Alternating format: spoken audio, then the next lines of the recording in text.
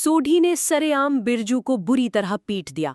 सुबह गोकुलधाम के लोग कंपाउंड में खड़े होकर जिस सोढ़ी को ढूंढ रहे थे, वो शेरपुत्र तो बिना गाड़ी और बिना फोन के अकेले ही उस चीटर बिरजू का इंजन पिंजर ढीला करने पहुंच गया।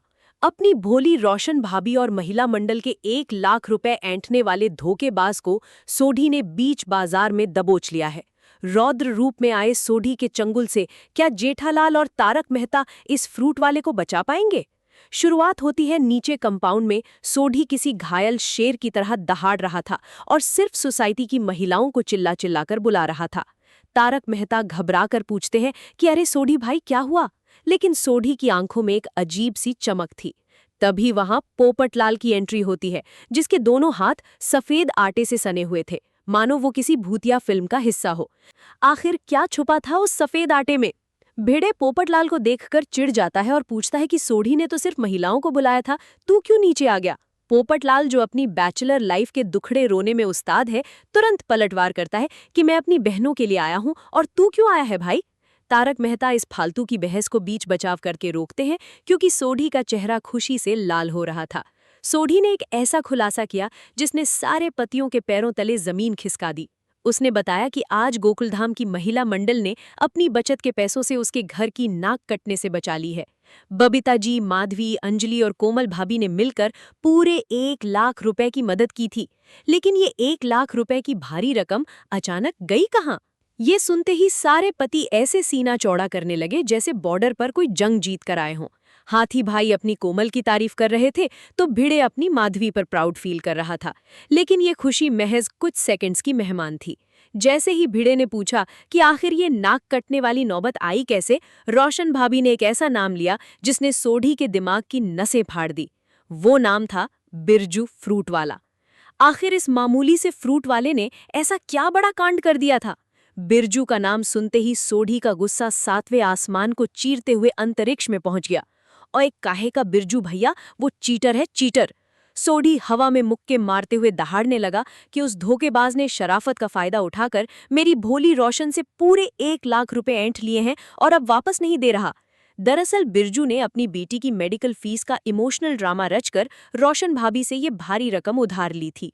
और जब पैसे लौटाने की बारी आई तो वो 3-3 दिन के बहाने बनाकर 9-2-11 हो गया। किटी पार्टी में जब ये बात महिला मंडल को पता चली तो उन्होंने सोढ़ी को बताने की सोची, लेकिन गैराज में सोढ़ी को वर्कर पर गुस्सा करते देखकर उनकी हिम्मत ही नहीं हुई। इसीलिए महिलाओं ने अपनी बचत से ये 1 लाख रुपए भरे थे। लेकिन क्या सोढ़ी इस धोखेबाज को इतनी आसानी से छोड़ने वाला था? बिल्कुल नहीं। सोढ़ी का खून खौल रहा था। उसने अपनी जीप की चाबी निकालने की बात की और चिल्लाया कि आज तो मैं उस बिरजू को छोड़ूंगा नहीं।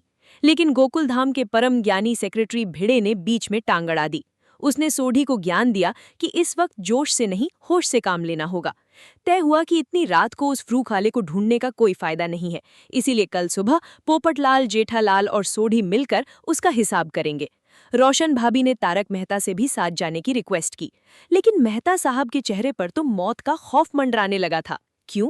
क्योंकि उन्हें सुबह अपने उस खूंखार बॉस का सामना करना था। मेहता साहब अपने कड़हूस बॉस से छुट्टी मांगेंगे कैसे? सीन शिफ्ट होता है अंजलि भाभी के घर, जहां मेहता साहब टेंशन से पसीने पसीने हो रहे थे। अंजलि, कहाँ फंसा दिया तुमने मुझे? कल जब ऑफिस लेट पहुंचूंगा तो बॉस को क्या जवाब दूंगा? लेकिन अंजलि तो अंजलि है। उसने मेहता जी को मोटिवेट करके रात में ही बॉस को फोन लगवा दिया। मेहता की आवाज ऐसे कांप रही थी जैसे वो किसी डॉम से बात कर रहे हों। बॉस ने कड़क आवाज में कहा कि ऑफिस लेट आना बिल्कुल नहीं चलेगा। जब मेहता ने पड़ोसी के पैसे फंसने का सच बताया तो बॉस ने ऐसा ताना मारा कि मेहता की रूह कांप गई।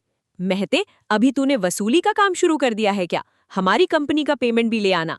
बहुत मिन्नतों के बाद बॉस ने सिर्फ 1 घंटे की मोहलत दी और धमकी दी कि अगर 1 मिनट भी लेट हुआ तो पूरे दिन की पगार कट जाएगी। लेकिन क्या कल सुबह सब कुछ प्लान के मुताबिक शांति से होने वाला था? रात भर सोढ़ी अपने बिस्तर पर करवटें बदल रहा था। हवा में मुक्के चलाते हुए वो बस यही बड़बड़ा रहा था कि मेरी रोशन को धोखा दिया, मैं उसका इंजन पिंजर हिला दूंगा। रोशन भगवान से बस यही प्रार्थना कर रही थी कि सुबह इस पंजाबी शेर का दिमाग शांत रहे। लेकिन किस्मत को तो कुछ और महाकलेश मंजूर था। अगली सुबह की शुरुआत गोकुलधाम के उसी पुराने ड्रामे से हुई। भिड़े ब्लैकबोर्ड पर सुविचार लिख रहा था। दिमाग को शांत रखना मतलब खुद पर जीत हासिल करना। तभी जेठालाल की एंट्री होती है और सुविचार पढ़कर भिड़े को ही रोस्ट कर देता है कि ये तो तूने अपने लिए ही लिखा है। लेकिन इन दोनों की फालतू की नोकझोंक के बीच एक ऐसा भूचाल आने वाला था जिसका किसी को अंदाजा नहीं था। वो बेचारे मेहता साहब कहाँ थे? तारक मेहता भागते हुए कंपाउंड में आते हैं। उनकी सांसें फूली हुई थीं। अरे, ये सोढ़ी कहाँ है? मुझे ऑफिस से सिर्फ 1 घंटे की छुट्टी मिली है। जेठालाल चौंक जाता है, लेकिन इससे पहले कि कोई कुछ समझ पाता, रोशन भाभी टेंशन में नीचे आती हैं। उनके हाथ में सोढ़ी का मोबाइल था। मेहता साहब, रोशन तो घर पर ही नहीं है। वो अपना फोन भी यहीं छोड़कर गया है और कहकर गया है कि अभी आता हूँ। ये सुनते ही तारक मेहता के पैरों तले से गोकुल धाम की पूरी जमीन खिसक गई। बॉस की पगार काटने वाली धमकी उनके कानों में गूंजने लगी। जेठालाल ने तुरंत दिमाग दौड़ाया और कहा कि कहीं सोढ़ी अकेले ही उस बिरजू को पीटने तो नहीं चला गया। लेकिन तभी भिड़े ने एक ऐसा सच बताया जिसने सबके होश उड़ा दिए। सोढ़ी बिला अपनी जीप के गया कैसे? अरे भाई, उसकी गड्डी तो इधर ही है, पीछे देख। भिड़े ने पार्किंग की तरफ इशारा किया। सबके चेहरे का रंग उड़ गया। बिना अपनी प्यारी जीप के और बिना मोबाइल के सोढ़ी इतनी सुबह गायब कहाँ हो गया? जेठालाल ने अब्दुल को बुलाया और पूछा कि क्या उसने सोढ़ी को बाहर जाते देखा। अब्दुल ने साफ मना कर दिया। पूरी सोसाइटी में हड़कंप मच गया था। लेकिन तभी जेठालाल की तेज नजर सोसाइटी के मेन गेट के पास लगे खंबे पर पड़ी। उस खंबे पर एक सफेद सूखे हुए आटे के हाथ का निशान छपा हुआ था। जी हाँ, वही पोपटलाल का आटा जो कल रात वो गूंथ रहा था। कल रात जब पोपटलाल बहस कर रहा था तो उसने गुस्से में अपना आटे वाला हाथ सोढ़ी की जैकेट पर मार दिया था। और जब सोढ़ी सुबह अंधेरे में चुपके से अपनी जैकेट पहनकर बाहर निकला तो उसने उसी खंबे का सहारा लेकर दीवार फांदी थी। क्या इस आटे के सुराग से वो सोढ़ी की असली लोकेशन तक पहुंच पाएंगे? तारक मेहता की घड़ी टिक टिक कर रही थी और उनका 1 घंटा खत्म होने वाला था। उधर कहीं दूर बीच बाजार में सोढ़ी ने बिरजू का कॉलर दबोच लिया था और उसकी आंखें खून से लाल हो रही थीं। क्या गोकुलधाम वाले सोढ़ी को कोई बड़ा जुर्म करने से रोक पाएंगे? ये सुनते ही तारक मेहता ने अपना सिर पकड़ लिया। उनकी हालत उस आदमी जैसी हो गई थी जिसकी ट्रेन छूटने वाली हो। मेहता साहब लगभग रोते हुए चिल्लाए, अरे दीवार फांदी है या कुआं फांदा है, मुझे उससे मतलब नहीं है। मेरी घड़ी का कांटा ऐसे भाग रहा है जैसे उसे ओलंपिक में गोल्ड मेडल जीतना हो। मेरे बॉस की दी हुई मोहलत में अब सिर्फ 40 मिनट बचे हैं जेठालाल। मेरी तो नौकरी गई। जेठालाल ने तुरंत अपना सीआईडी वाला दिमाग दौड़ाया और अपनी जेब से फोन निकालते हुए कहा, मेहता साहब, आप पैनिक मत होइए, मैं अभी उस बिरजू फ्रूट वाले को फोन लगाता हूँ।